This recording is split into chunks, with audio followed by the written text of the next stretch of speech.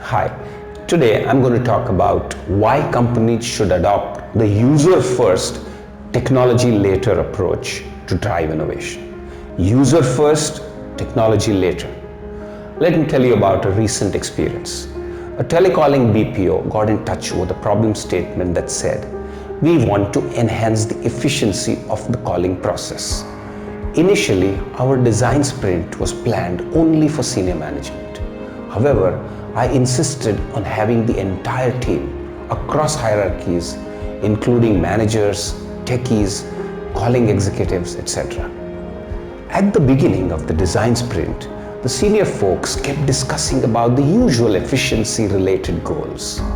However, later, one of the calling executives mentioned, "I can sense whether the prospect is interested in our offering or not on the basis of the voice tone of the prospect." This was a very subjective parameter and was about to be dismissed initially. However, I insisted that this be probed in detail. The team then focused on how one could quantify the voice tone of a prospect's response. Finding a technology to make this happen became the focus of the innovation effort later. Voice can be broken down into three fundamental attributes: frequency, wavelength, and amplitude, and these are perfectly measurable. An innovation trigger was found from the lowest rung of the company hierarchy. An external IT company was hired and an algorithm was built to understand the relation between voice tonality and the outcomes achieved of every call that had been made in the past. Finally, patterns in the correlations emerged like this.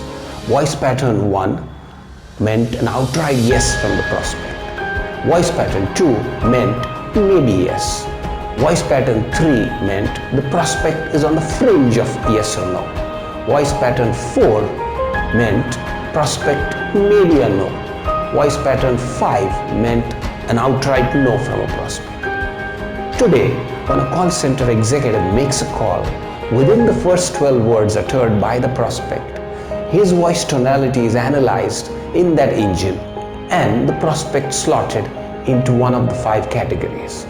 The category to which the prospect belongs to is displayed on the screen in front of the calling executive, and the relevant conversation flow, that is, the questions to be asked, appears on screen to help the telecaller carry on an effective conversation, thus enhancing the possibility or the probability of conversion.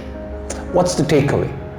For breakthrough ideation, involved everyone in the team across hierarchies. Remember, it was the telecalling executive who provided the lead with his qualitative assessment of the process. User first, technology later. Try to find new metrics for enhancing service quality levels rather than just attempting to utilize new technologies to enhance efficiencies of existing metrics. Do not begin the innovation exercise with a specific technology in mind. Rather, begin with the user in mind. Identify new parameters for enhancing service quality and then look for appropriate technologies to make it happen. Do not ignore the qualitative metrics because they appear to be immeasurable at the moment. A multidisciplinary approach to problem solving always works. Remember, in the design sprint, we had participants from across functions. Build on wild ideas.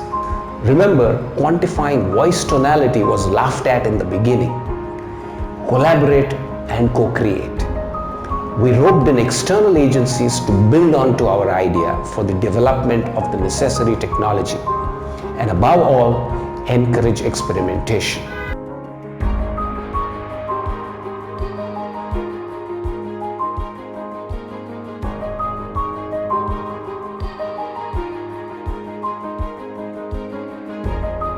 If you like this, do share it, and for more such insights, follow me on these platforms. Thank you.